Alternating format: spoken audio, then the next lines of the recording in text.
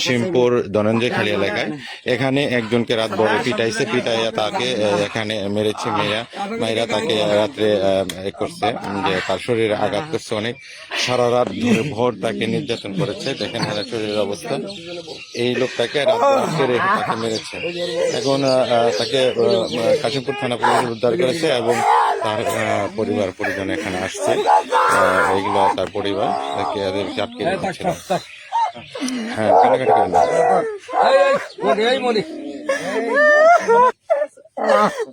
দেখছেন লোকটার ওয়াইফ আসছে খবর পেয়ে, কান্নাকাটি করতেছে। এই সম্পর্কে এই ব্যাপারে কাশিমপুর থানা ওসি কাছ থেকে আমরা জানতে চাইবো যে আসলে ঘটনার কি হয়েছিল এবং কিভাবে এটা ভিকটিম উদ্ধার করা হলো। হ্যাঁ, খালিদ ভাই, আপনি যদি একটু বলতেন যে আসলে ঘটনাটা কত দূর এবং কিভাবে আপনি উদ্ধার করলেন। খালিদ ভাই, গতকাল আমি যখন ডিউটিতে বাইরে বিশেষ করে মাদক অভিযানের জন্য বের হয়েছি, ঠিক ওই মুহূর্তে আমাদের ডিউটি অফিসার ছিল, আমাকে ফোন দিয়ে বলে স্যার এই মোবাইল নাম্বার, এই নাম্বার থেকে টাকা চাচ্ছে মুক্তিপণ 10 লাখ টাকা একটা লোককে। এ মোটরসাইকেল চালাচ্ছিল মাঝখানে, এ আর ওইটা ছিল পিছনে, একে মাঝখানে আটকায় রাখছে। তখন ধরলে আমরা প্রথমে বুঝতে পারিনি যে এরাই হবে হয়তো বা। তখন এর ভিতর দেখি কাটাছে, মানে আঘাতের দাগ। আমি বললাম যে তোমার নাম কি? ও বললো। আমি বললাম তোমার ওয়াইফের নাম কি? রুকসানা। তাকে বলছে হ্যাঁ রুকসানা। আমি বললাম তাহলে ও সমান বললো স্যার এই হলো ভিকটিম। তখনই তো সাধারণত ওদেরকে হ্যান্ডকাপ পরাই ফেল দিই। এরপরে ওর কাছ থেকে কি করে কয় পিস যাবা, 3 পিস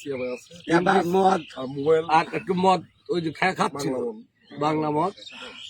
আর এরপর ওর নাম মনির, আবার খুন মামলার আসামি, খুনি মামলার আসামি। ও রাত ভরে এরা 8-10 জনে মিলে পিটাইছে। সম্মানিত দর্শক মন্ডলী, আপনারা দেখতে পাচ্ছেন যে এই লোকটাকে রাত ভর পিটিয়েছে। আমরা শরীফুল নিয়ে আসে, হ্যাঁ ওই ক্যাব ফ্যাক্টরির একজনের নাম রুবেল বাড়লো। শরীফুল বললো আমার খালা তো বাইরে অনেক যাবো, দুলো ভাই আসেন যাই। আমি আইলাম, আসার পরে আমার কাছে 20,000 টাকা ছিল। ওই জায়গায় 20,000 টাকা শরীফুল দিয়া ওর বাইকে দিছে। দেওয়ার পরে অন্তে আমাকে কাজের লেগে মারে। রুবেল শরীফুলি ফাঁকে রাখে, একটু ফাঁকে রাখিয়া মানে জেলি আইসে ওই। আর ওর হাতে ছুরি, ওর হাতে ছুরি, আর এই যে এরকম তাল গাছের ধুল আপনার বাড়ি বাইরে নেওয়ার পরে আমার টাকা 20,000 নিচে নেওয়ার পরে কত টাকা দিন বিকাশ কর। পরে আমার বিকাশ থেকে আমার টাকাটা নিয়ে নিচ্ছে আরো 6,000 নগদে বিকাশ নিলে। নিয়ে আসার পরে অন্তে রুবেল সুন্দর করিয়া রিক্সায় উঠে দিছে।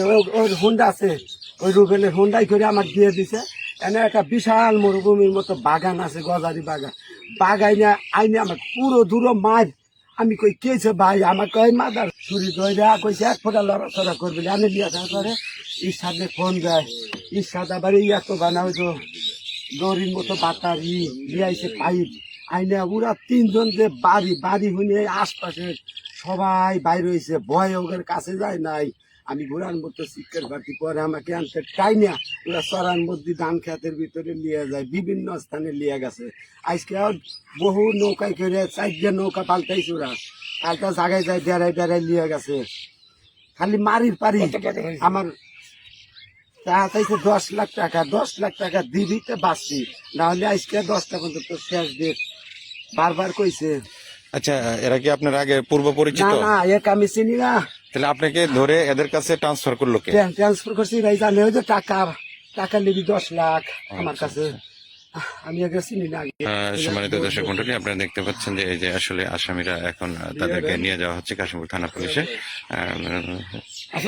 জিজ্ঞেস করবো শুধু যে ওনাকে আসছে কিনা নিশ্চিত করার জন্য। আমি এখন যে কিডন্যাপাররা তাকে ধরে নিয়ে আসছিল তাদের কাছে জানতে চাইবো, আসলে কি আপনারা ওনাকে ধরে নিয়ে আসছেন? এই ওনাকে মারধর করছেন কেন?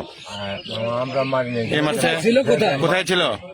না না আমি কি অবস্থা করেছি আমি হ্যাঁ আপনি যে স্যার দর্শন না তুমি কি মোটরসাইকেল কে চালাচ্ছিল মোটরসাইকেল স্যার আমি চালাইছি, তোমার পিছনে কে ছিল আমার পিছনে ওই যে উনি ছিল, তার পিছনে উনি ছিল। তার মানে ওই ভিকটিম যে সে তোমার মাঝখানে ছিল, জি। মানে তোমাদের দুজনের হ্যাঁ, মাঝখানে। আমাদের কাছে দিয়ে আর গল্প শোনার দরকার না, তুমি বহুত গল্প, তুমি খুন করেছো, এটা কোন মামলার আসামি? এই কিডন্যাপার ইতিপূর্বে আরো আসলে খুনির আসামি কোনো মামলা এই ধরনের তোমার কাজ ফোন করে দিয়ে থাকে, কথা এই ধরনের বলিস, কাজ সে করে ফোন থাকে। উদ্ধার করিস।